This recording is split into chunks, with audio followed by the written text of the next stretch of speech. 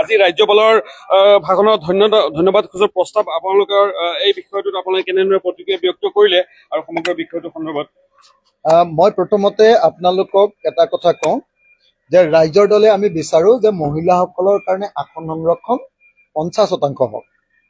এইবাৰ মহিলা ভোটাৰ এইবাৰ 2026 বিধানসভা নিৰ্বাচনত মহিলা ভোটাৰ পুৰুষতকৈ বেছি আছিলে, কিন্তু তাৰ পাছত এতিয়া অকল 33% আসন সংৰক্ষণৰ কাৰণে বিজেপিয়ে প্ৰস্তাৱ আনিছে।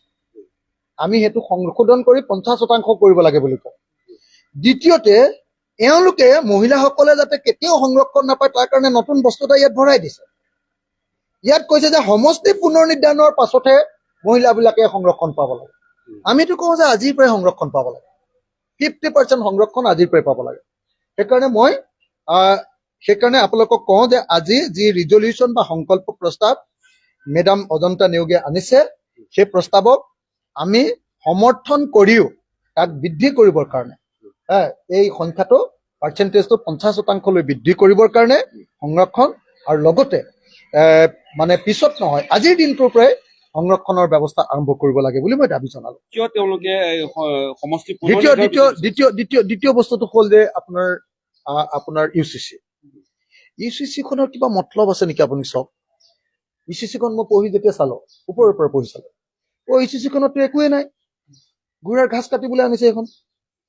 এইখনত কৈছে যে 18 বছৰ বয়স হলেহে ছোৱালীয়ে বিয়া পাতিব পাৰে।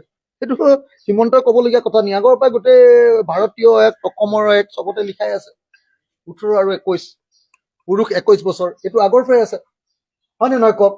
এতিয়া হিমন্ত বিশ্ব শৰ্মাই আকৌ নতুন বোলে ইউচিচি আনিব লাগে 18 বছৰ ছোৱালী 21 বছৰ ল'ৰা বিয়া পাতিবৰ কাৰণে। এনেকুৱা ধৰণৰ দগধা কথা কৈ এই বিধানসভাৰ সময় নষ্ট কৰিছে নে নাই আপোনালোকে কওক। দ্বিতীয় বস্তুটো কৈছে আপোনালোকে চাওক যে ইউচিচিক কৈছে বোলে বহু বিবাহ কৰিব নোৱাৰিব, আৰু যোনে বহু বিবাহ কৰিব, দুজনী ছোৱালী যদি আপোনালোকে বিয়া পাতে কোনোবাই, তেতিয়াহ'লে 7 বছৰ জেল হ'ব বুলি কৈছে। সেইটোতো আমি 2025 চনত the Assam prevention of polygamy act 2025 আনি তাতেই লিখি আমি এক কৰি পেলালো যে কোনোবাই 2বাৰ বিয়া পাতিবিতো, 3বাৰ বিয়া পাতিবিতো 7 বছৰ জেল। এইটো আকৌ ইউচিচি আনিবলৈ কি প্ৰয়োজন আছে? এই ইউচিচিখনত আহিলে কি নতুন বস্তু? অকল লিভিং টুগেডাৰ এনে আছে, খালি ইয়াত কৈছে যে ৰেজিষ্টাৰ কৰিব লাগিব, পুলিচে যাতে অলপ পইচাটো খাব পাৰে, বুজা নাই? পুলিচৰ যাতে পইচাটো খাব পাৰে, হোম ডিপাৰ্টমেণ্টে গোটেই ল'ৰা ছোৱালীক এতিয়া গোটেই দিগদাৰ কৰিব, হোটেলে চোটেলে গৈ, গোটেই ভাড়াঘৰ হোটেলে গৈ গোটেই ল'ৰা ছোৱালী বিলাকৰ পৰা পুৰা পইচা তুলিব এতিয়া পুলিচে। এই তহঁতৰ ৰেজিষ্টাৰ আছে নে চাওঁ ল'ৰা ছোৱালীয়ে আৰু দেখিয়ে ভয়তে পইচা দিব, গোটেই হুলস্থুল হৈ, বুজা নাই? পইচা তুলিবৰ কাৰণে ইউচিচিত এইটো ব্যৱস্থা কৰিছে। 1 2 নম্বৰ কথা কৈছে যে নহয় বাচ্ছাটো হ'লে লিগেল হ'ব, ঠিকে আছে, বাচ্ছাটোতো লিগেলে হ'ব, এনেও লিগেল হ'ব। দ্বিতীয় কথাটো তাত যিটো কৈছে যে আগতে ডাইভৰ্চ কৰিলে, যদি ছোৱালীয়ে ডাইভৰ্চ কৰে ছোৱালীয়ে কম্পেনচেশ্যন দিব লাগে, ক্ষতিপূৰণ। ল'ৰাই ডাইভৰ্চৰ প্ৰপ'জেল দিয়ে, ল'ৰাই কম্পেনচেশ্যন দিব লাগে। এতিয়া ইয়াত ক'লে যে যদি সেই এতিয়া এই হেৰিটোত কি কয় একেলগতে যদি লিভিং টুগেডাৰ, যদি যুৱক এতিয়া লিভিং টুগেডাৰত যদি মানে এইটো ভাগি যায়, আঁতৰি দিয়ে, তেতিয়াহ'লে অকল ছোৱালীজনীয়েহে কম্পেনচেশ্যন পাব, ল'ৰাই কোনো কম্পেনচেশ্যন নাপায়। অৰ্থাৎ ছোৱালীজনীয়ে বিট্ৰে কৰিব পাৰিব, ল'ৰাই বিট্ৰে কৰিব নোৱাৰিব, এই কথাটো কৈছে। তাৰ পাছত এতিয়া লাষ্ট আৰু এটা বস্তু, মুছলমানসকলক মানে এনেইতো আনিছেতো মুছলমান বিলাকক ডিষ্টাৰ্ব দিব পাৰো নেকি বুলি ভাবি, হয় নে নহয়? এইখনতো আনিছে যে হিন্দু মুছলমান ৰাজনীতিটো মাজে মাজে কৰি থাকিব লাগে। তো ইয়াত কি আনিলে? এটাই বস্তু, শৰীয়ত আইনত কৈছে যে কি কয় আপোনাৰ যে বিয়া হৈ গ'লে ছোৱালীজনীয়ে দেউতাকৰ প্ৰপাৰ্টি, দেউতাকৰ ঘৰৰ প্ৰপাৰ্টি আধা পায়, ল'ৰাটোতকে আধা পায়। এতিয়া ইয়াত কৈছে বৰাবৰ হ'ব, সমানে পাব। এইটোৱে ডিফাৰেঞ্চ। এইটো আনিবৰ কাৰণে ইমান ডাঙৰ ইউচিচি ঢোল পুতাৰ কি প্ৰয়োজন আছিলে?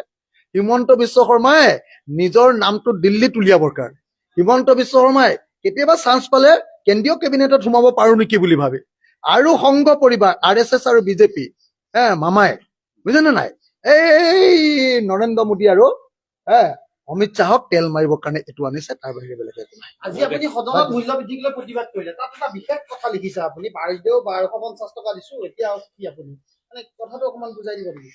মানে মই কৈছিলো যে আপোনালোকক বাৰম্বাৰ এটা কথা কৈ আছো যে অসমত পেট্ৰল আৰু ডিজেলৰ মূল্য বৃদ্ধি আৰু গেছ চিলিণ্ডাৰৰ মূল্য বৃদ্ধি নকৰিলে অসমীয়া মানুহ মৰিব।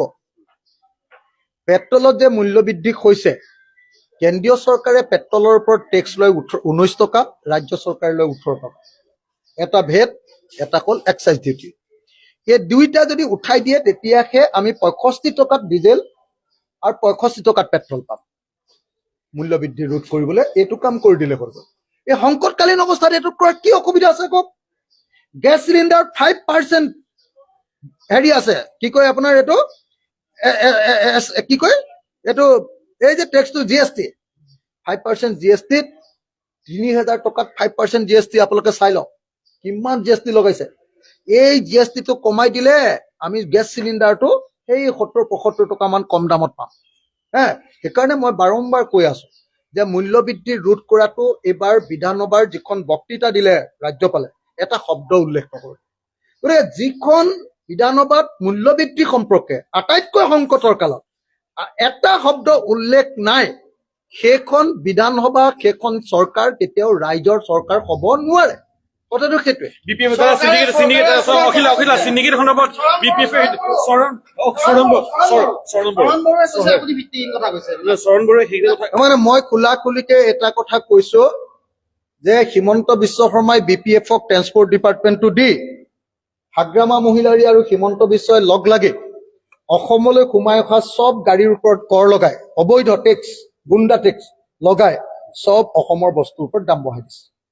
সেইকাৰণে মই বাৰম্বাৰ কৈছিলো যে BPF-ৰ পৰা ট্ৰেন্সপৰ্ট ডিপাৰ্টমেণ্টটো কাঢ়ি আনিব লাগে আৰু শ্ৰীৰামপুৰ আৰু বক্সিৰহাটত যি 2 নম্বৰী গেট বহুৱাইছে সেই গেটকেইখন বন্ধ কৰিব লাগিব। মই এতিয়ালৈকে বিধানসভাতে কৈ আছো, কেইদিনমানৰ পাছত হাজাৰ হাজাৰ মানুহ লৈ তাত যাম, বন্ধ কৰাম আৰু বস্তুৰ দাম কমাম।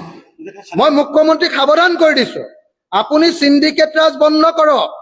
আপুনি গৰুৰ চিণ্ডিকেট কৰি আছে, মহৰ চিণ্ডিকেট কৰি আছে, আপুনি চুপাৰীৰ চিণ্ডিকেট কৰি আছে, আপুনি কয়লাৰ চিণ্ডিকেট কৰি আছে, আপুনি মাছৰ চিণ্ডিকেট কৰি আছে, আপুনি গাহৰিৰ চিণ্ডিকেট কৰি আছে, আপুনি কণীৰ চিণ্ডিকেট কৰি আছে, আনকি আপুনি গোমাতা বুলি কোৱা গৰুৰ চিণ্ডিকেট কৰি আছে আৰু এইটো BPF-ৰ লগত লগ লাগি কৰি আছে। এইটো বন্ধ কৰক। সেইকাৰণে এতিয়া মুখেৰে কৈ আছো, তাৰপিছত আন্দোলন কৰিম।